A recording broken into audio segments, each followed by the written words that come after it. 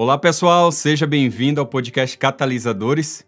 Esse que é o nosso espaço para a gente conversar sobre missão, igreja e cultura. E esse é um episódio especial. Muita gente tem pedido para a gente trabalhar um pouco mais sobre essa questão do marxismo, como isso é um elemento muito importante, principalmente quando se fala de ordem eclesiástica. Então, nesse episódio, eu quero trabalhar um pouco sobre essa ideia de alienação e profecia, o desafio da igreja no mundo marxista, e gostaria de introduzir esse tema, visto que é um tema de muita relevância, até porque alcança muitos dos nossos contextos de lideranças. Tenho percebido quantos pastores, principalmente os mais jovens, têm capitulado com essa ideia, e muitas vezes de uma maneira até inconsciente, né, tem usado narrativas, tem usado elementos de pensamento marxista, sem perceber a nocividade de todas essas teologias rivais, né, teologias políticas rivais para o contexto da ordem eclesiástica. Então é muito importante a gente trabalhar aí sobre essa questão da disputa escatológica entre essas duas visões de mundo. Eu me refiro aqui a uma visão de mundo baseada na palavra, baseada na revelação bíblica, e outra visão de mundo baseado numa sociologia, numa antropologia que coloca o homem no centro. Como você sabe, a modernidade ela testemunhou o surgimento de um dos sistemas de pensamento mais ambiciosos da história humana, e ao meu ver, esse sistema é o marxismo. Tá? Para muitos, trata-se apenas de uma doutrina econômica ou mesmo uma teoria sobre conflito social. No entanto, se você for fazer uma análise filosófica mais profunda, nós vamos perceber que o marxismo é, em sua essência, uma teologia secular. É isso mesmo. É uma teologia secular, uma proposta de sentido totalizante para a existência humana e também para a história universal. Você, ao estudar sobre o marxismo, e aqui eu não vou dizer que eu tenho todos os livros do Marx, mas eu tenho um bocado aqui, bastante livro dele, e cada vez mais que eu leio, eu percebo essas incoerências, principalmente com a revelação bíblica, mas também com todo o entendimento eclesiástico. Você vai perceber que inspirado na dialética hegeliana, né, e aí moldado por um certo tipo de materialismo de Feuerbach, e também sustentado pela crítica econômica de David Ricardo, o pensamento de Karl Marx ele vai se estruturar como uma filosofia da história com pretensões, eu diria, escatológicas. E ele não se limita aqui a descrever o passado ou analisar o presente. Se você for olhar todos os livros do Capital, Manifesto Comunista, Grundrisse, todos os livros dele com Friedrich Engels, né, você vai ver, e também os seus sucessores, na interpretação dos marxismos, né, porque é muito difícil fazer uma análise e dizer, olha, é exatamente isso aqui, porque há muitos desdobramentos, mas você vai perceber, né, que ele não se limita ao passado ou analisar o presente, ele busca redimir o futuro, e a sua proposta vai além de uma crítica ao capitalismo. Propõe uma nova antropologia, propõe uma nova moralidade, uma nova redenção e um novo paraíso, que seria o comunismo, né? E essa tentativa de salvação sem cruz, ao meu ver, o coloca em rota de coalizão frontal com o cristianismo bíblico e, de maneira particular, obviamente, com a teologia escatológica da Igreja Adventista do Sétimo Dia. O marxismo é uma fé substitutiva, é uma religião imanente que tenta ocupar o lugar do evangelho por meio de novos dogmas, novos mártires, novos rituais e também, ao meu ver, uma promessa de redenção. Enquanto o cristianismo vai proclamar um Deus transcendente que irrompe na história para resgatar o ser humano do pecado, o marxismo, por outro lado, anuncia que a salvação virá do próprio homem mediante a revolução social. E enquanto os adventistas vivem nessa expectativa, né, da vinda do reino eterno, os marxistas vão trabalhar pela construção de uma utopia terrestre. Trata-se aqui, amigos, portanto, de uma guerra espiritual entre duas narrativas de esperança. E eu acredito que esse episódio bônus, o nosso objetivo aqui é explorar, eu não diria profundamente, né, mas fazer uma introdução, porque analisar marxismo é de uma imensidão absurda, mas explorar um pouco mais essa antítese, né? E nós queremos abordar aqui pelo menos 4 tópicos importantes para a gente fazer esse paralelo da teologia adventista, de uma teologia baseada na revelação e do marxismo, né? O primeiro é fazer uma análise das raízes filosóficas do marxismo e a sua transformação da teologia em ideologia. Obviamente que, como eu disse, é um campo vasto, mas eu quero trabalhar pelo menos essas bases aqui com vocês. Segundo, eu quero vencer com vocês aqui os conceitos centrais, que tem a ver com uma narrativa que eu tenho visto que tem sido muito sorrateiro. Alguns pastores, líderes, membros de igreja, quando fala de alienação, quando fala de materialismo histórico e consciência revolucionária. Eu quero trabalhar esses conceitos com vocês. E trabalhar também a questão de as estratégias contemporâneas do que se chama popularmente de guerra cultural, né? Eu estou falando da guerra de informação e também de desinformação, e aí trabalhamos sobre a questão de hegemonia de narrativa e também trabalhar a questão dos riscos que essa cosmovisão representa para a missão, para a estrutura da Igreja Adventista e também para a espiritualidade dos membros da igreja. E se der tempo, se não ficar muito extenso aqui, eu quero realizar uma análise SWOT desse modelo eclesiástico dentro do nosso contexto adventista, avaliando forças que nós temos diante dessa pseudo-ordem, né? Que é o marxismo, é uma teologia política rival, trabalhar as fraquezas, trabalhar as oportunidades e ameaças diante dessa expansão cultural de uma ideologia que disputa com o evangelho o coração e a mente da humanidade. Então, vamos começar falando sobre o marxismo como uma teologia secular da história. Primeiramente, é importante dizer que Marx ele não fundou apenas uma doutrina econômica, tá, pessoal? Ele reformulou a filosofia da história, ao meu ver. Ele rejeitou a visão transcendente de Hegel, segundo a qual o espírito absoluto conduz o processo histórico, e Marx, então, vai transferir a dialética para esse plano aqui, que é o plano material.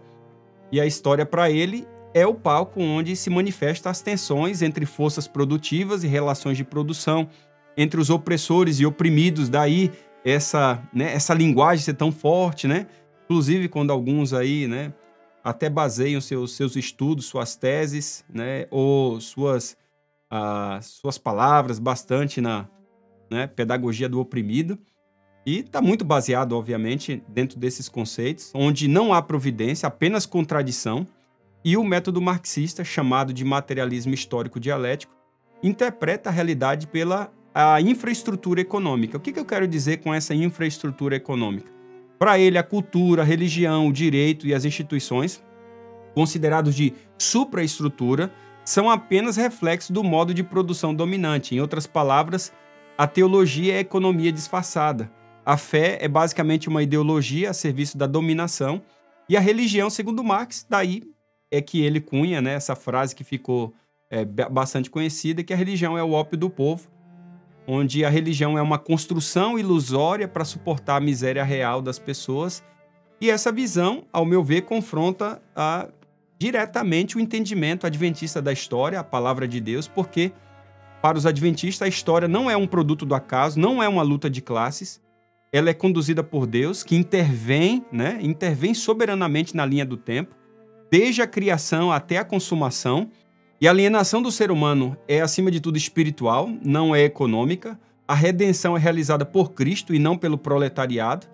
E nesse ponto, obviamente, o entendimento do ser humano de Marx entra em confronto real com o pensamento bíblico. Marx vai redefinir o ser humano como um animal laborans, né? Um ser que busca a subsistência pela produção material. E na civilização capitalista, o trabalhador ele é transformado num homo faber, um instrumento de produção, alienado da sua própria essência, e essa alienação não é apenas econômica, mas ela é, acima de tudo, existencial. E aí o homem perde-se de si mesmo e da sua comunidade e, acima de tudo, da natureza.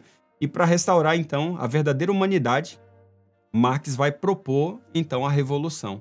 Somente por meio dessa tomada do poder pelos proletariados, né, os mais próximos da subsistência e menos dependentes dos artifícios capitalistas, seria possível reverter a alienação.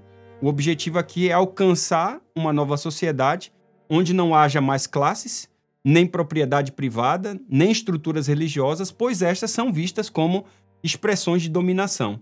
E no ápice dessa redenção secular, Marx vai posicionar o comunismo, né, que é um estado final, sem classes, sem Estado, sem alienação, como sendo o paraíso. É precisamente aqui e você vai encontrar semelhança com uma escatologia cristã, né? Trata-se de uma visão de paraíso, né? Um paraíso que é imanente, né? O comunismo tem a sua própria escatologia, sua parousia material. E o problema é que, ao tentar antecipar o Éden, ao meu ver, ele acaba produzindo Babel, um sistema completamente totalitário, onde o coletivo anula o indivíduo, e essa proposta é profundamente incompatível com a esperança bíblica, a esperança adventista. Porque, enquanto Marx exige o sacrifício do indivíduo pela coletividade, o cristianismo afirma o valor inegociável da pessoa humana.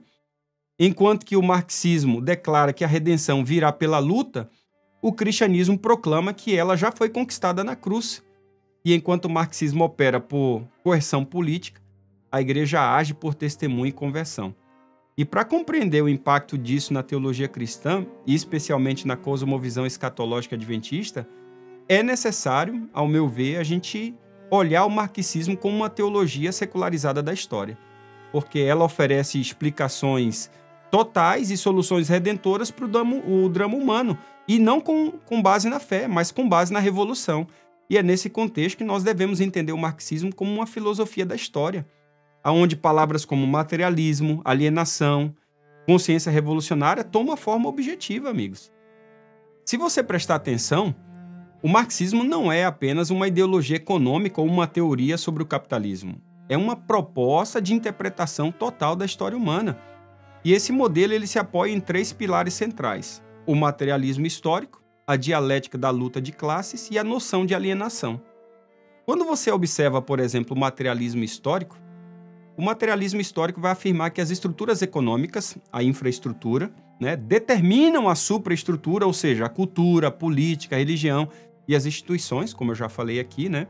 A religião, nesse esquema, é considerada um projeto ilusório de sofrimento humano, é como que se fosse um consolo para a miséria real, e Marx chamará a religião de ópio do povo, não no sentido de entorpecimento voluntário, tá, pessoal? Mas de mecanismo de fuga frente à dor estrutural.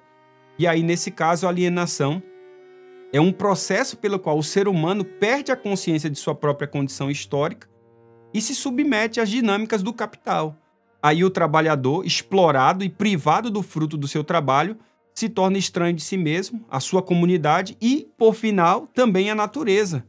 Somente a revolução pode romper essa alienação e libertar o ser humano para uma nova etapa da história, que seria, então, o comunismo. E nessa libertação, ela, segundo Marx, ela não virá naturalmente, né? Ela exige o despertar da consciência revolucionária, que é um novo tipo de fé secular, em que o indivíduo se engaja como um militante de transformação social, e é nesse ponto que o marxismo se torna uma alternativa à religião, porque ele propõe um sentido para a história, um ideal de justiça, um caminho para a salvação, que não é salvação do pecado, mas é da opressão, né? E essa proposta de redenção histórica entra em colisão direta com a visão bíblica e escatológica da Igreja Adventista, porque enquanto o marxismo vê a salvação como fruto da luta de classes e da ação humana sobre a história, a fé cristã vê a redenção como dádiva divina, pessoal, né? Essa dádiva divina que irrompe na história através da encarnação, morte e ressurreição de Cristo. E nesse caso, o marxismo opera como um tipo de religião secular substitutiva, porque ele possui seus dogmas, seus mártires, seus rituais, sua escatologia, que é o paraíso comunista. E ao deslocar o eixo da esperança da eternidade para a história, o marxismo exige da igreja uma resposta teológica, né? Uma resposta também cultural e, como a gente está falando aqui de ordem dentro dessa série, existe também uma explicação institucional. Não basta, eu tenho falado isso para muita gente, não basta refutar a teoria. É preciso que a igreja entenda que ela precisa se levantar e apresentar uma vida eclesial que encarne uma esperança muito mais profunda, né? Uma justiça muito mais ampla e uma liberdade muito mais verdadeira, para que os jovens não se enveredem por essa teologia política rival, achando que ela é a resposta de tudo. Pelo contrário, a igreja precisa estar atenta aos sinais desse paradigma em nossa cultura e oferecer uma resposta que seja uma resposta aqui, ó, pessoal, baseado na palavra. Portanto, a igreja ela precisa estar atenta aos sinais desse paradigma em nossa cultura. Porque a noção de que toda identidade é política, que toda estrutura é opressiva, que toda narrativa dominante é instrumento de dominação, essa ideia está presente em muitos dos nossos discursos contemporâneos, inclusive religiosos. E eu tenho visto alguns pastores aí ficar capitulando com essa ideia. Em nome de justiça, a gente corre o risco de legitimar novas formas de dominação simbólica. E em nome da inclusão, né, suposta inclusão, a gente pode hostilizar a tradição, né, o legado dos nossos pioneiros, o legado de toda a história do movimento, em nome de quê? Em nome de libertação? E aí a gente começa a rejeitar a transcendência, e aí os colegas já não falam mais de volta de Jesus, já não falam mais da nova terra, porque todos os discursos são humanistas, centralizados aqui no homem, na terra, dessa imanência, dessa teologia que é basicamente terrestre. Então essa parte do episódio vai nos convidar a reconhecer que o marxismo é mais do que uma teoria, tá, pessoal? É um espírito que tenta substituir o evangelho. É um espírito que promete liberdade, mas só entrega luta permanente. É um espírito que idolatra o coletivo, mas esmaga o indivíduo. Contra esse espírito, a igreja precisa proclamar, ela precisa viver, ela precisa estruturar-se como comunidade profética, uma comunidade livre, escatológica e reconciliadora. E a resposta ao marxismo, portanto, não é apenas uma resposta doutrinária, ela é também uma resposta, ao meu ver, ainda mais, uma resposta eclesiológica. A igreja deve ser sinal do reino, porque essa teologia política rival ataca em cheio a eclesiologia, tá? E dentro desse sentido, a igreja precisa ser sinal do reino, um espaço onde ninguém é alienado, onde a missão dá sentido à vida, onde o amor supera o conflito e onde a verdade não é construída, mas ela é recebida com graça. Por isso, nós precisamos nos defrontar com o conceito de história como esse conceito, né, que Marx coloca como conceito de conflito, nessa dialética material. O pensamento de Marx ele nasce dessa reinterpretação da filosofia de Hegel. E como já vimos, Hegel via a história como um processo do espírito absoluto, onde se desdobra e realiza sua liberdade no tempo. Marx mantém essa estrutura dialética de Hegel, né, que é essa ideia de tese, antítese e síntese, mas ele substitui o espírito por matéria. A história agora é movida não por ideias, mas por forças materiais em conflito, e toda a história é a história da luta de classes. As estruturas econômicas e infraestrutura determinam as instituições, ideias, valores, religiões, que é a tal superestrutura, e assim a religião cristã não passa de uma construção ideológica para justificar o status quo. Deus ele não criou o ser humano à sua imagem, mas no pensamento de Marx, o homem criou Deus à sua semelhança. É como se fosse uma ilusão necessária para suportar a opressão da vida. O que para a fé cristã é escatologia, para Marx é teleologia revolucionária. Enquanto que o cristão aguarda a intervenção de Deus na história, o marxista ele acredita na autodeterminação revolucionária. E é aqui que o marxismo se torna não apenas antagônico, mas rival do cristianismo. E daí, por isso eu tenho chamado essa de teologia política rival e uma das mais poderosas, por sinal. Daí a importância também da gente saber a ideia de alienação como separação econômica não espiritual. Quando você olha essa questão na Bíblia, na palavra de Deus, o pecado ele aliena o homem de Deus, né? Já em Marx, é o sistema que aliena o homem de si, né? O trabalho que deveria ser expressão da liberdade humana torna-se um empecilho. O trabalhador não se reconhece mais no fruto do seu esforço. Ele é reduzido à engrenagem da máquina. A alienação marxista é estrutural, não é moral. E aí a redenção não vem pela graça, mas pela luta. E aqui reside um dos contrastes mais profundos com a fé cristã, porque para o evangelho a raiz do mal está no coração humano. Isso está lá claro em Jeremias capítulo 17, 9, né? E a redenção vem de fora, que é de Deus, vem pela cruz. Mas o marxismo não. No marxismo o problema é externo, é das estruturas sociais. E a salvação vem de dentro, né? A salvação vem de dentro pela revolução. Assim, a escatologia marxista apresenta o comunismo como paraíso terrestre. É o clímax do processo histórico, segundo Marx. É a superação de todas as contradições de classes. Aí a revolução vai produzir uma sociedade comunista, né? Sem propriedade privada, sem Estado, sem alienação. E esta nova sociedade será fraterna, cooperativa, igualitária. Só no sonho, né? Nós sabemos, biblicamente, quando isso vai acontecer, mas não é pela revolução. E essa visão de Marx, né, ela corresponde em termos funcionais a um tipo de escatologia, né, cristã. Mas em vez de céu, nós temos terra, né? Em vez da vinda de Cristo, nós temos a tomada dos meios de produção. E em vez da Nova Jerusalém, nós temos a utopia comunista. Mas ao buscar a salvação na história, o marxismo frequentemente resultou em tragédia. Isso é claro, não precisa ser nenhum sábio da Grécia para você perceber isso. Regimes que buscaram realizar essa escatologia material, elas simplesmente produziram repressão, né? Perseguição religiosa, muita perseguição religiosa, tá bom? Censura, campos de trabalho forçado, e em nome da liberdade eles esmagaram consciências. Porque quem promete o paraíso na terra, inevitavelmente, gente, ele vai construir um inferno. Essa é a realidade. Esse é um fato, tá? É uma realidade e não precisa ir tão longe. Mais do que isso, se você olhar, o marxismo é uma religião secular, gente. Isso é tão interessante porque, ao reinterpretar a história e a redenção, Marx ele não criou apenas uma filosofia, ele fundou uma nova fé. Se você olhar, essa religião ela possui os seus profetas, Marx, Engels, Lenin. Ela possui os seus textos sagrados, né? O Manifesto Comunista, o Capital. Eu tenho aqui, né, 4, 5 volumes do Capital. Você vai ver, tem os seus dogmas, né, que é o materialismo histórico, a luta de classes. Tem os seus mártires, né? Muita gente coloca aí Che Guevara, Rosa Luxemburgo. Tem os seus rituais, que é a revolução, é a greve, é a militância, e tem a sua escatologia, que é a sociedade comunista sem alienação. Por isso, a resposta cristã ao marxismo deve ser mais do que racional, amigos. Tem que ser teológica, tem que ser escatológica e tem que ser comunitária. Não basta refutar a teoria. É preciso oferecer também, ao meu ver, uma vida encarnada. Mostrar, as pessoas precisam ver isso. A vida da igreja que encarne uma esperança superior. Uma comunidade onde não há alienação, mas reconciliação. Onde não há luta, mas amor. Onde não há construção humana, mas revelação divina. Muita gente que diz, na igreja não encontro isso. Vai buscar onde? No marxismo? Você nunca vai encontrar isso no marxismo. Isso só pode ser encontrado na palavra de Deus. Né? E uma igreja que seja baseada nessa palavra, na inspiração divina, nessa grande revelação, como a gente já tem trabalhado todos os elementos da ordem aqui desde o módulo 1. Mas para você ver isso de maneira ainda mais cristalina, eu acredito que você precisa entender o que está acontecendo hoje. Você precisa entender o que se chama popularmente de guerra cultural, né? Precisa entender as narrativas, os desafios que nós temos como igreja hoje. E você vai ver que se no século XIX a proposta marxista se apresentava como uma revolução político-econômica, né? Já no século XX, essa proposta vai ser ressignificada por pensadores que entenderam que a cultura é o verdadeiro campo de batalha.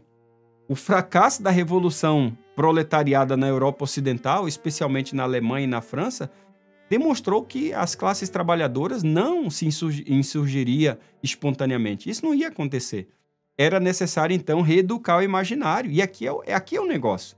Reeducar o imaginário, redesenhar os símbolos, ocupar os espaços, e então você pode ver essa revolução acontecendo.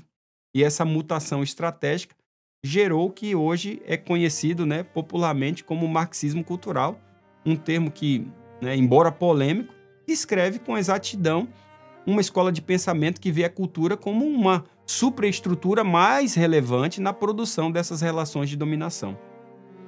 E o objetivo deixa de ser apenas econômico e torna-se objetivo simbólico e, ao meu ver, final antropológico e teológico. O ser humano deve ser aqui na cabeça, né, dessa guerra cultural, desse marxismo cultural, ele deve ser reformulado desde a sua identidade até a sua moralidade. E talvez, né, foi na teoria da hegemonia de Gramsci que a ideia da doutrina para dominar se tornou ainda mais relevante.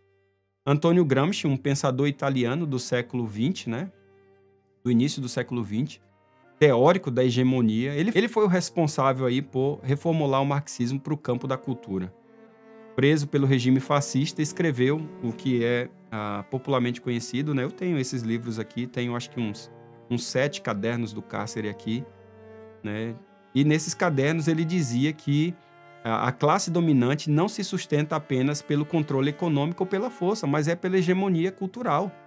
O domínio das ideias que ele estava falando aqui, dos valores, da visão de mundo. Você precisa compreender, é uma visão de mundo completamente diferente, uma cosmovisão que leva diametralmente diferente à palavra de Deus, né? E essa dominação é exercida através das instituições, como escola, como igreja, família e os meios de comunicação. E destruir isso, ou subverter isso, ou tomar isso, é fundamento, né? Dentro dessa guerra cultural. Para Gramsci, a verdadeira revolução não acontece nas ruas, mas na mentalidade das massas. Por isso ele propôs a guerra, né? A guerra de posições, né? Onde você tem que se infiltrar gradualmente, né? Você tem que, de maneira estratégica, entrar nessas instituições, como igreja, escola, família, com o objetivo de desconfigurar os seus símbolos, seus conteúdos, suas narrativas. E o alvo principal aqui era a cosmovisão judaico-cristã, obviamente. Ela deveria ser substituída por uma visão marxista de mundo. E essa transformação cultural, ela é uma transformação que não exige armas, pessoal, mas ela exige livros. E daí o nosso apelo para que os nossos líderes estudem, para que eles estejam antenados, porque essa revolução exige livros, cátedras, currículos, leis, narrativas, séries, sermões. Então, quando eu vejo alguns colegas aí que não lê nada, não busca nada, não pode ler, você não pode ler, você vai ser engolido. Entendeu? Você vai ser engolido, é isso que vai acontecer, porque desde a educação básica, esse tipo de pensamento já se torna hegemônico. Trata-se aqui, pessoal, de uma colonização de símbolos, na qual o marxismo cultural se estabelece como um senso comum, vai redesenhar o imaginário coletivo ao longo do tempo. Então essa geração já é uma geração praticamente colonizada simbolicamente por esse tipo de pensamento. E daí você vê como ela se torna refratária à ordem, né? Como todo tipo de narrativa estabelece um tipo de narrativa muito parecido com esse tipo de colonização simbólica. E esse processo já alcançou até mesmo os ambientes religiosos. Inclusive, muitos colegas, muitos líderes, pastores, somente os pastores mais jovens da Igreja Adventista, que fica capitulando o tempo inteiro com esse tipo de narrativa. Por meio de adoção inconsciente de vocabulário, eu vejo aí alguns aí, né? Por meio de causas, né? Causas que envolvem essa lógica que não são parecidas com o evangelho, mas com a ideologia, né?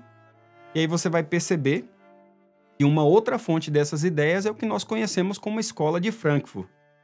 Essa escola dos sociólogos aí, né, alemães, eu tenho vários livros deles aqui, Marcuse, Theodor Adorno, né, Junger, Habermas, todo esse Hockenheim, né, todos esses aí, com essa ideia da crítica, né, da crítica destrutiva à razão ocidental, foi vamos assim dizer, o passo seguinte para gerar uma geração completamente carente, principalmente de senso de propósito, de existência e capaz, aberta para receber, sem nenhum senso crítico, nenhuma ideia que confronte essa realidade de hegemonia cultural. E com o fracasso da Revolução Proletariada do Ocidente, né, trazendo um pouquinho aqui para trás, esses pensadores marxistas se deram conta de que a mudança social profunda não viria pela via econômica.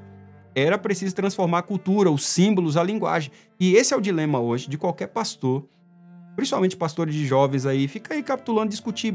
Rapaz, você precisa aprender e ajudar os jovens a discutir sobre questão de cultura, símbolos, linguagem, semiótica. Tenho falado vários episódios aqui da necessidade que nós devemos incluir esse tipo de disciplina no curso de teologia, tá? Porque essa é a nossa guerra cultural de hoje, tá? Não é apenas falar sobre... É preciso entender, os nossos pastores de hoje, nossos líderes de igreja local, precisam entender essas dinâmicas, tá? Essas dinâmicas que envolvem a transformação da cultura, dos símbolos, da linguagem e não apenas os meios de produção, né? E é nesse contexto que surge o chamado, né, marxismo cultural.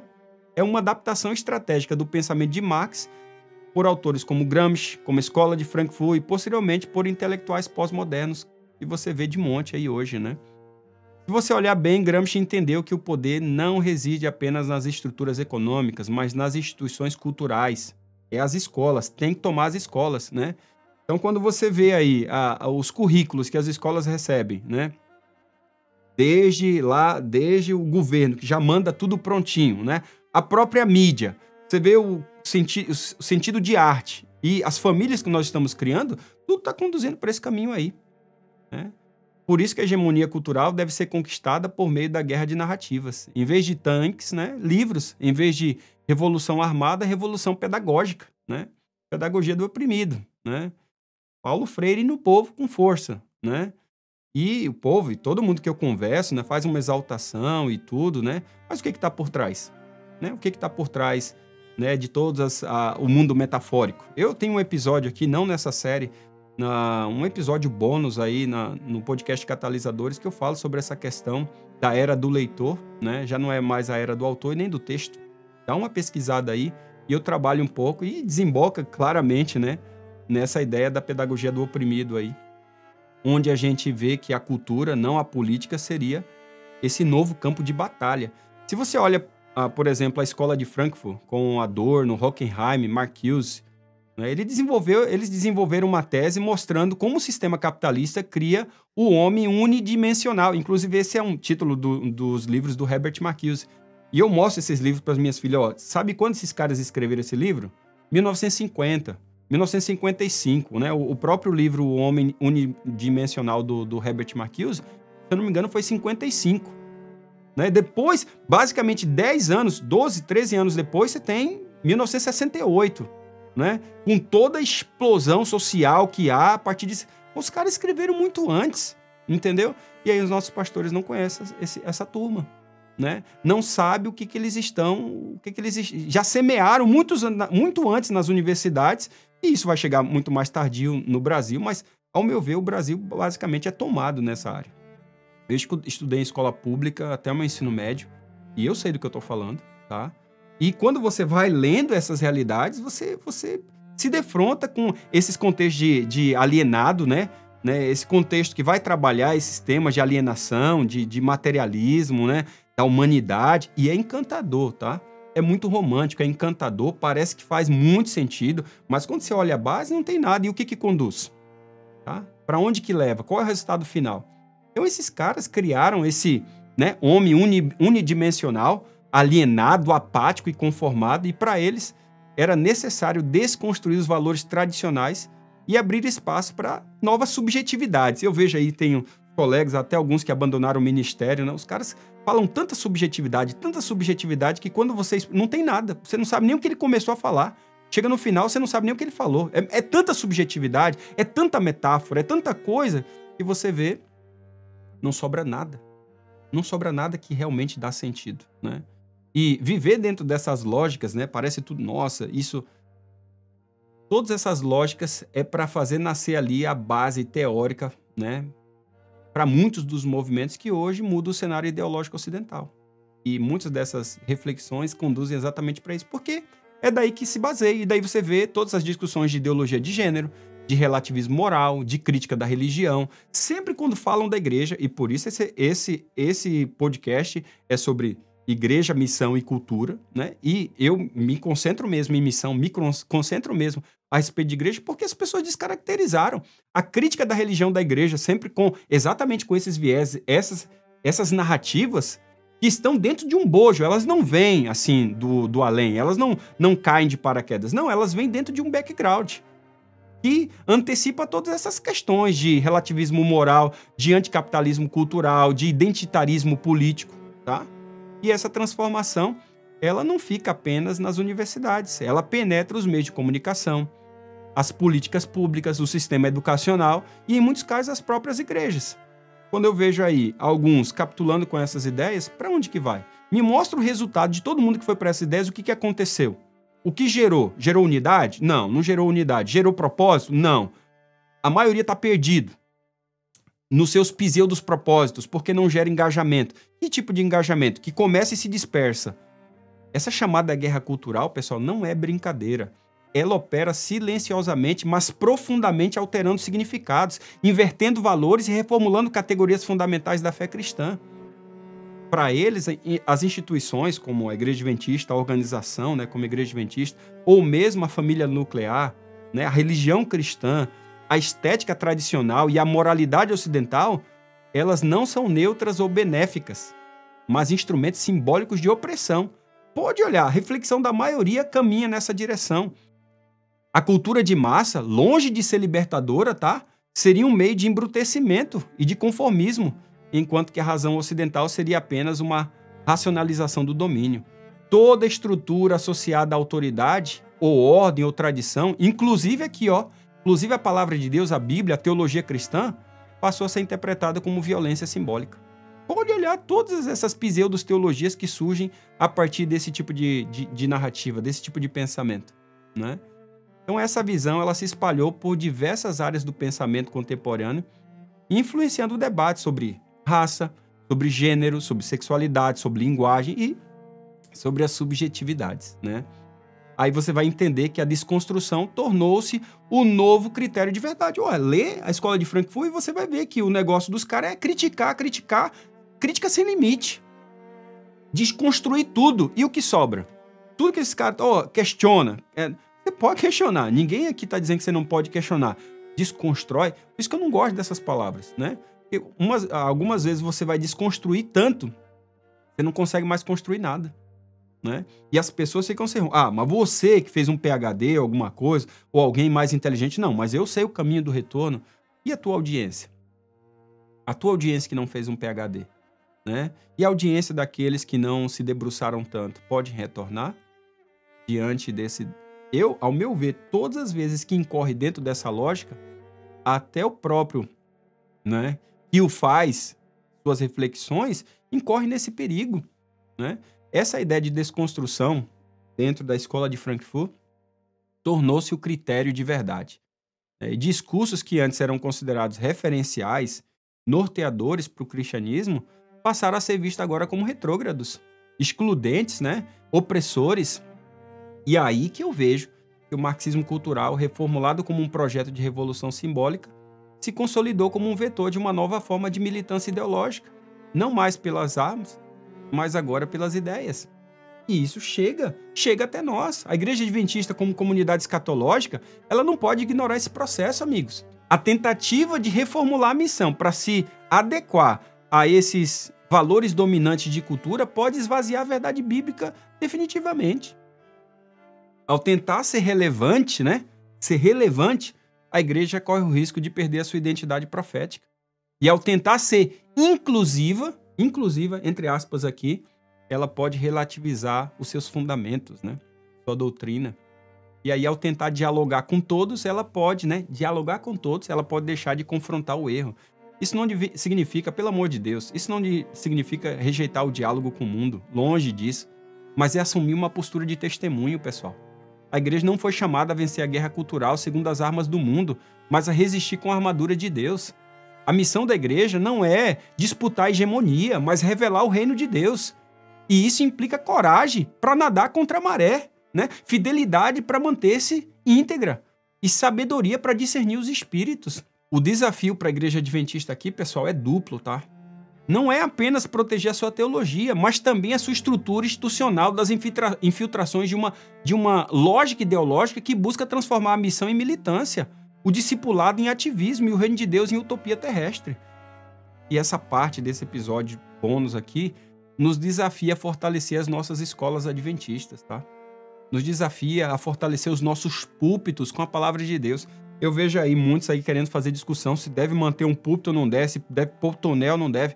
Gente, a discussão é, a palavra vai ser pregada ou não? A palavra de Deus vai ser aberta ou não? A maior parte das pessoas estão discutindo se um tonel deve ser colocado num púlpito, num programa de jovens ou não. Mais do que o tonel, a gente precisa ter certeza que a palavra será ali pregada com fidelidade. É disso que nós estamos falando.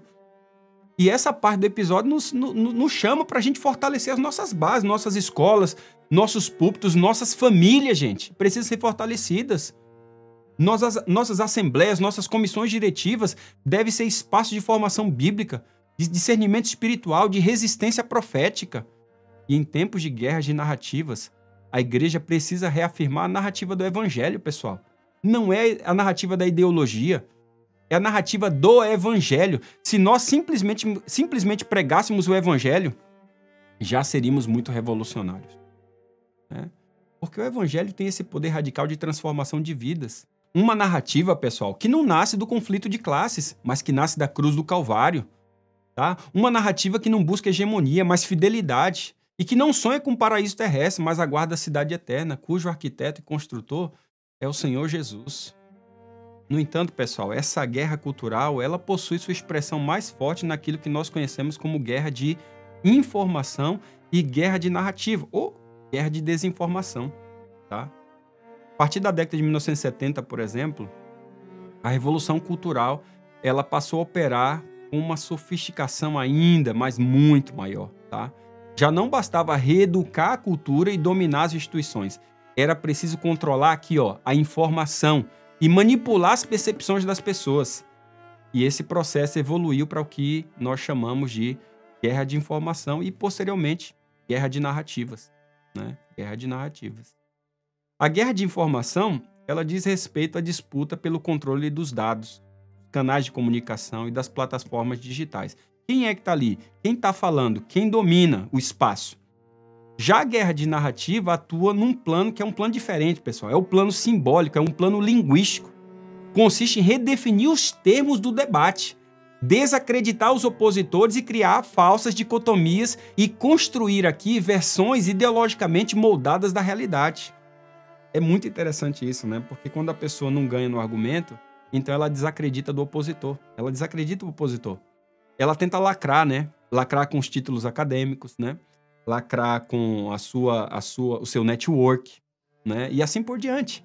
E nessa dinâmica, a verdade objetiva ela é substituída por emoções, é substituída por slogans, ela é substituída por militância, pessoal. E em vez de diálogo, cria-se polarização. E em vez de fatos, percepções fabricadas. E esse fenômeno foi sistematizado por um camarada que eu tenho alguns livros dele aqui, chamado Saul Alinsky, né? Onde ensina como destruir os adversários por meio do humor, né? Por meio do ridículo e por meio da mentira estratégica, tá? Você mata a reputação do indivíduo e aí você mata junto as suas ideias ou tudo aquilo que ele está levantando. A realidade, então, torna-se questão de quem controla a história, né? Quem controla a narrativa. Se você controla a narrativa, você controla as pessoas. E nesse contexto, até a linguagem cristã ela sofre reconfigurações. Aí pecado vira opressão, né? Salvação se torna a questão de libertação social. A justiça é reduzida à questão da redistribuição de poder. Aí palavras de origem bíblica passam a carregar conotações ideológicas distintas do evangelho. E isso representa, obviamente, um risco sutil. Porém, pessoal, profundo para a fé. Porque a igreja pode continuar utilizando os mesmos termos, mas com significados transformados, moldados por uma narrativa que contradiz a verdade revelada.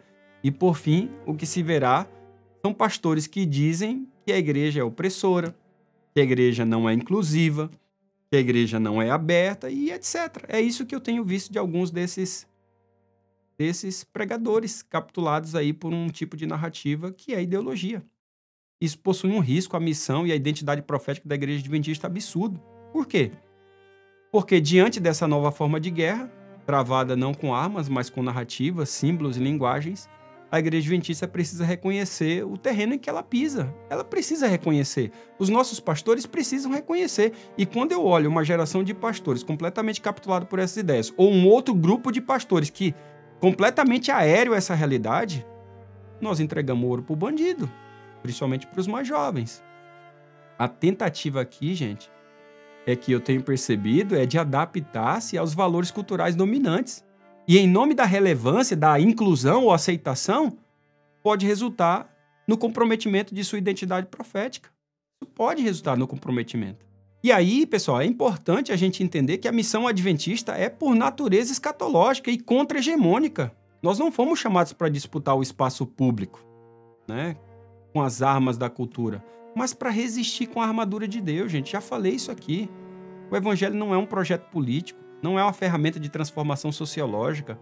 É a proclamação da soberania do reino de Deus, cuja realização final não virá por pedagogias críticas, mas pela volta de Cristo, gente. No entanto, a infiltração da linguagem marxista em ambientes religiosos representa um perigo sutil e profundo, né? Todas essas expressões, como eu tenho falado aqui, de justiça social, libertação, luta contra a opressão ou identidade de classe, embora possam ecoar temas bíblicos, são frequentemente extraídos de sua matriz teológica original e inseridas em contextos ideológicos. Isso gera uma distorção, pessoal, né? O discipulado vira ativismo, a doutrina vira narrativa e a igreja vira coletivo político. Então a gente tem esse risco aí concreto de que o discurso adventista seja moldado, mesmo que gradualmente, pelos valores culturais em voga. Aí a missão profética ser substituída por ativismo social com linguagem espiritualizada. Aí a pregação troca o chamado ao arrependimento pela denúncia política partidária. Aí as estruturas eclesiásticas começam a adotar categorias seculares como representatividade por identidade, né? Empoderamento sem discipulado, e aí justiça como mera redistribuição de poder. Essa infiltração, ela nem sempre é consciente, tá? Mas ela é real, ela é silenciosa. O resultado pode ser uma igreja que mantém o nome, mas perde a essência, que se organiza como partido, prega como ONG e esquece que é corpo de Cristo. Gente, a igreja, ela é chamada para ser testemunha. Ela é chamada para ser testemunha, não como hegemonia. A resposta da igreja adventista diante dos desafios contemporâneos não deve ser nem o isolamento sectário e nem a adesão ideológica disfarçada de relevância. Tampouco deve cair na armadilha da militância reativa. A alternativa bíblica e escatológica é o testemunho profético, um testemunho firme, amoroso e contracultural. E essa postura exige coragem para confrontar o erro, sabedoria para discernir os espíritos, né, gente? Fidelidade para permanecer ancorado nas Escrituras. A igreja deve ser vertical quando o mundo exige horizontalidade total. Nosso chamado não é apenas adaptar à vontade as demandas da cultura, mas proclamá-la com graça e poder. Em um mundo relativista, pregamos a verdade eterna. Em meio ao clamor por revolução, exaltamos a cruz de Cristo. Em um tempo sedento por justiça, vivemos a graça que transforma, não como bandeira política, mas como os valores do reino. Por isso, a Igreja Adventista precisa fortalecer a sua linguagem teológica, evitando ceder à semântica ideológica, pessoal. Nós precisamos trabalhar cada vez mais. Então, quando eu falo sobre a questão missional, quando eu falo sobre a igreja encarnacional, quando falamos de igreja com um espírito apostólico, com mentalidade de liderança apostólica, é disso que nós estamos falando, reafirmar a linguagem teológica. Nós estamos falando aqui de um discipulado com consciência escatológica, formando um povo preparado para a volta de Jesus e não apenas para os debates do presente século. E tem gente que vai bem nos debates aí, bastante aí, mas nós estamos produzindo o quê? O que nós estamos produzindo? É só na defesa? A igreja, por definição, é uma igreja de ataque. Mas como que ela ataca? Ela ataca com amor, ela ataca com presença, ela ataca com encarnação. E na medida que ela ataca, ela fala, ela prega, ela testemunha. Nós estamos falando, gente, de preparar líderes com discernimento filosófico. Discernimento filosófico capaz de identificar sutilezas ideológicas e defender a fé com profundidade. Aqui, ó, com a palavra de Deus. E esse podcast é para isso, tá? Nós estamos falando de redefinir a missão como serviço e proclamação do reino, e não como engajamento ideológico travestido de compaixão. Não é disso que nós estamos falando. Nós estamos falando de povo remanescente, de povo com vocação, e essa vocação é resistir com a armadura de Deus, anunciar o reino de Deus com coragem e manter os olhos na eternidade, e não por promessa de um paraíso terrestre forjado por projetos humanos. E diante da crescente influência do marxismo cultural, pessoal, a Igreja Adventista do Sétimo Dia ela precisa realizar mais do que um confronto teórico, organizacional, ela precisa de um exame espiritual lúcido, né? De um exame espiritual teologicamente fundamentado e profeticamente orientado. A igreja é convocada à vigilância espiritual, à fidelidade doutrinária e ao resgate da identidade profética do movimento frente a um cenário cultural que busca moldá-la constantemente segundo lógicas ideológicas. E as fortalezas do adventismo são escudos espirituais e institucionais frente à hegemonia ideológica moderna. Veja, a nossa igreja tem uma doutrina escatológica clara e consistente. A certeza da volta de Cristo encoraja a igreja a uma esperança transcendente e blinda dessa realidade puramente imanente. Blinda a igreja contra utopias políticas, teologias políticas rivais, né? Projetos terrenos de redenção sem cruz. O adventismo, diferente do marxismo, não é imanentista, mas ele é profético, ele é escatológico. Uma outra coisa que a gente tem forte na nossa igreja é o sistema educacional global, com um potencial formativo absurdo. A igreja possui uma das maiores redes educacionais protestantes do mundo, pessoal. Quando ela é fiel à Bíblia, essa estrutura tem o poder de formar discípulos com identidade profética, com pensamento crítico, com missão clara. É uma verdadeira barreira contra a doutrinação ideológica gramsciana. Uma outra coisa maravilhosa que a gente tem na nossa igreja é a centralidade bíblica e teológica, que é muito robusta. O sola escritura da nossa igreja oferece absolutos morais, absolutos epistemológicos que confrontam o relativismo, que confrontam o subjetivismo das ideologias modernas. A palavra de Deus é ancorada para discernimento em meio a essa confusão cultural. Uma outra coisa maravilhosa que a nossa igreja tem é um modelo representativo e global de governança.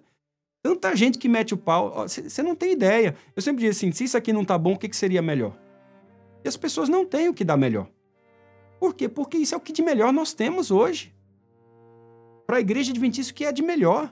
E não somente para a Igreja Adventista, quando a gente olha todos os sistemas de governo, né, modelos de sistema de governo, e eu vou trabalhar isso no módulo seguinte, explicando exatamente o modelo de governo representativo da Igreja Adventista, você vai ver que isso é uma bênção. A estrutura eclesiástica da nossa igreja evita personalismos, centralismos, capturas ideológicas locais, promovendo então um equilíbrio doutrinário, um equilíbrio de unidade missionária.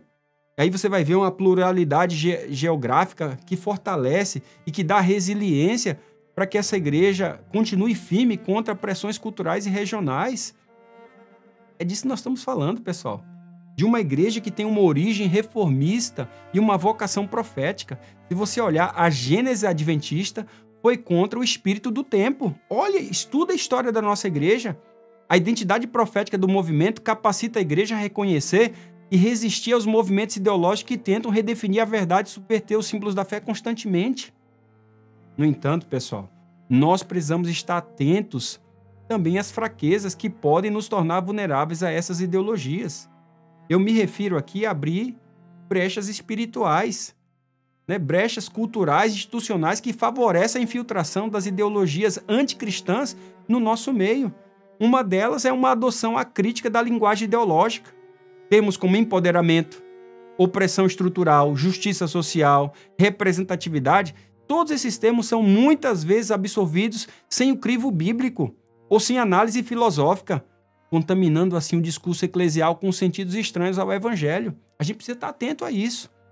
Uma outra coisa, e eu tenho batido nisso aqui constantemente, é um déficit de formação apologética e filosófica dentro dos nossos seminários, para pastores, para líderes de igreja local e membros que crescem sem preparo sólido na cosmovisão cristã, tornando-se assim vulneráveis a narrativas sutis e sofisticadas, como oriundas da escola de Frankfurt, do neomarxismo e da pedagogia do Paulo Freire, né? A gente vê aí todo instante aí. Eu não estou falando simplesmente de uma apologia, mas de uma encarnação, né? Não estou falando apenas de uma questão apologética, mas da encarnação da verdade. Pastores que são preparados para fazer uma leitura do tempo. Uma outra coisa que a gente tem que estar atento, pessoal, é a desconexão entre escatologia e vida institucional. Embora a segunda vinda de Cristo seja proclamada, muitas decisões e estruturas funcionam com lógicas corporativas, fragmentando a espiritualidade e deixando espaço para uma secularização administrativa da missão, Vida Igreja S.A. A gente tem que tomar cuidado com isso, tá? Uma outra coisa que eu tenho falado é essa loucura, esse frenesi por uma busca por aceitação cultural. O desejo de ser relevante e aceito socialmente pode levar à diluição doutrinária e aí ao silenciamento profético, especialmente em temas sensíveis como sexualidade, autoridade bíblica, exclusividade da salvação. Né? A gente vê isso aí a todo instante. Eu costumo dizer que uma das coisas que a gente tem que estar atento são as questões de espaço deliberativo e espiritualmente frágeis, tá? E ao longo dessa série tenho trabalhado enormemente sobre isso. Estou falando de comissões e assembleias que muitas vezes operam sob critérios técnicos e pragmáticos, negligenciando a oração, o jejum, a consulta bíblica, né? A reflexão teológica profunda, o que enfraquece o discernimento espiritual institucional, pessoal. No entanto, nesse cenário, nós também podemos ver oportunidades, tá? Caminhos que são caminhos concretos para o fortalecimento da missão, da identidade e da resistência cultural. Eu digo aqui sobre a questão da reafirmação do discipulado como esse antídoto à alienação cultural. Uma igreja discipuladora de fato, tá? Eu estou falando de uma igreja que discipula, que batiza discípulos, que forma membros engajados com a missão, com clareza de sua identidade. Isso imuniza, gente, isso imuniza os membros contra falsas promessas de pertencimento oferecidas por ideologias políticas e movimentos identitários, falsas promessas de comunidades, pretensas comunidades, biblicamente orientadas e quando você vai ver é orientado pela ideologia. Uma outra oportunidade que a gente tem é a promoção de uma teologia bíblica da história e da cultura. Eu estou falando da interpretação do mundo pelo prisma do grande conflito, esse big picture que nós temos, que oferece um arcabouço coerente, bíblico, teologicamente profundo para a gente confrontar visões reducionistas como a luta de classe.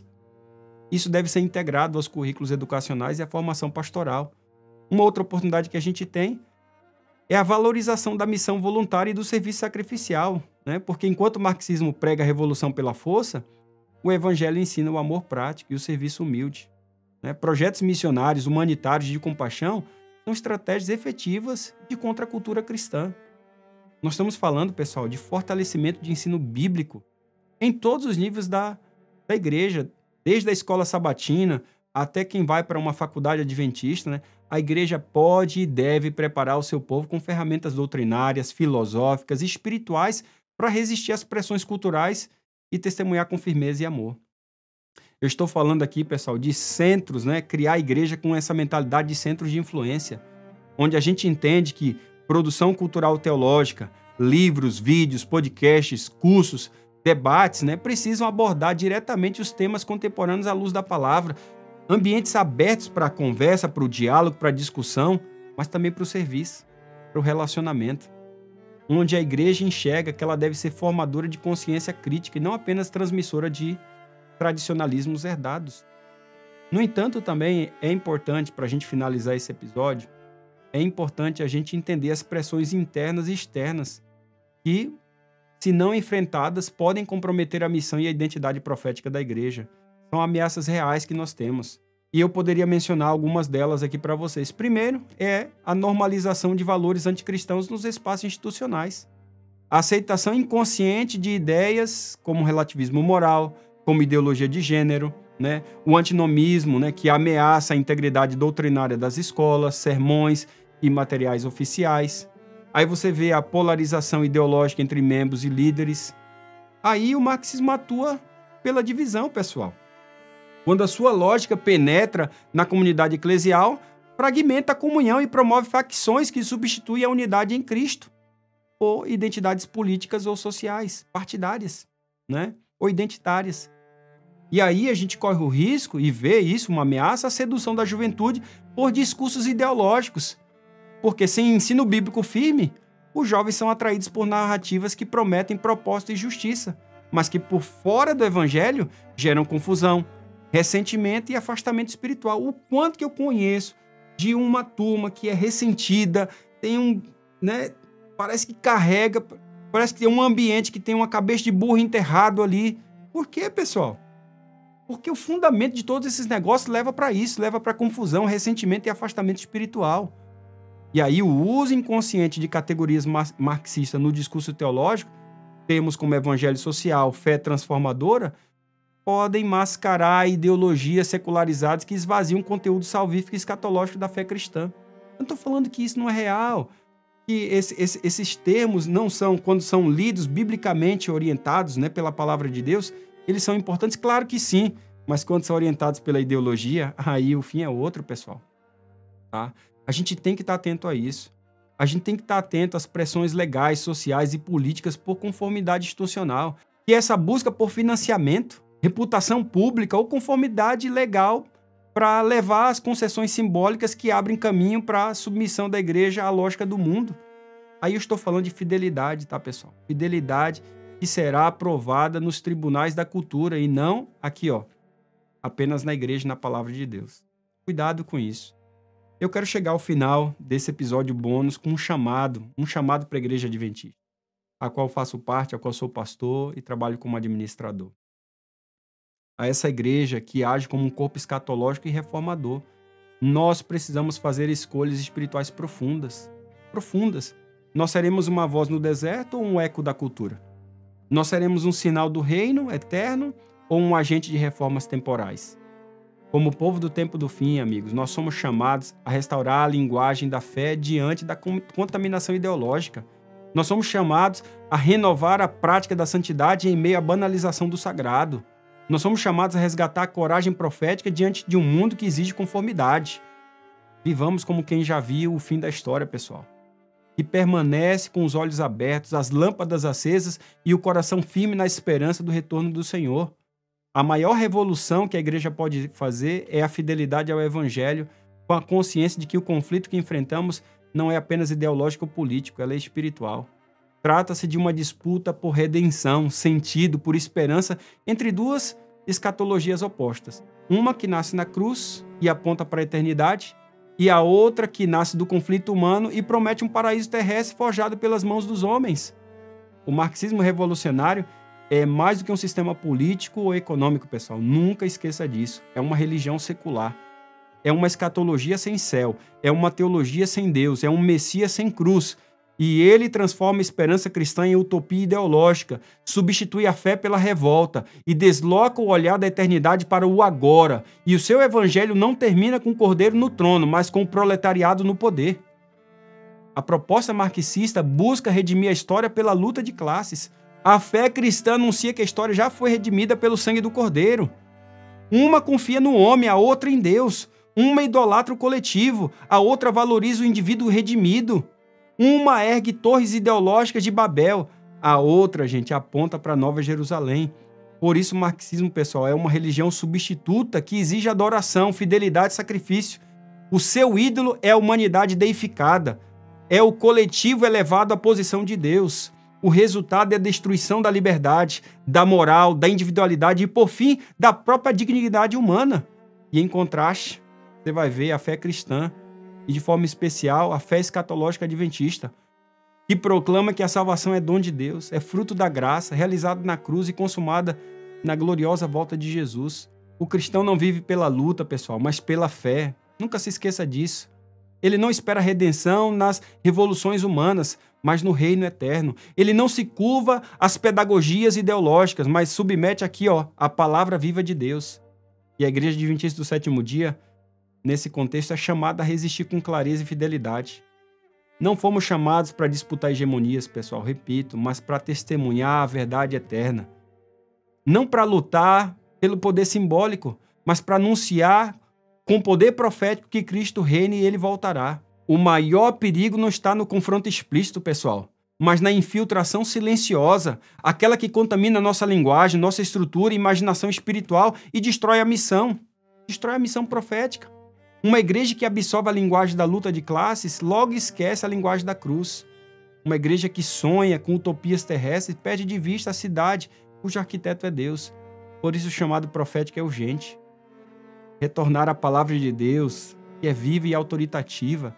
Ensinar uma teologia da história centrada na cruz de Cristo, não em dialéticas materiais. Discipular uma geração que compreenda que a alienação do mundo é espiritual e que a verdadeira liberdade está em Cristo. Nós precisamos proteger nossas instituições educacionais. Tenho feito esse apelo aqui no nosso contexto altamente secularizado, onde questões morais foram jogadas na lata do lixo. Estamos falando de proteger nossas instituições, proteger nossas escolas, igrejas locais, nossas comissões administrativas contra os vocabulários, contra as estruturas do mundo. Viver com santidade, pessoal. Testemunhar com coragem, pregar com esperança. Nós precisamos de púlpitos mais bíblicos, que confrontem com verdade e consolem com graça. Escolas mais teológicas que formem mente, caráter e vocação. Famílias mais consagradas que transmitam identidade espiritual entre gerações. Nós estamos falando de assembleias mais espirituais, guiadas pela oração, jejum e discernimento. Líderes com mente bíblica, com coragem santificada, com mãos missionárias. O mundo oferece revoluções, pessoal, mas Deus nos chama à fidelidade. E essa fidelidade, ela, se você for ver, ela é radical, ela é perseverante, ela é profética. A verdadeira revolução é essa. Revolução do amor, a palavra de Deus e amor aos outros. A igreja não pode se conformar com este século, pessoal. Nós somos chamados a viver neste mundo como peregrinos, não como revolucionários. Sementes do reino de Deus, não agentes de revolta. Por isso, diante das promessas falsas da cultura, nós proclamamos com muita ousadia. E eu termino essa proclamação com Maranata. Maranata, vem logo o Senhor Jesus. Essa é a nossa oração, essa é a nossa esperança, esse é o nosso chamado. Que Deus te abençoe. E nos próximos episódios possamos ecoar com muita força esse Maranata, vem Senhor Jesus. Um grande abraço para você e vejo no próximo episódio.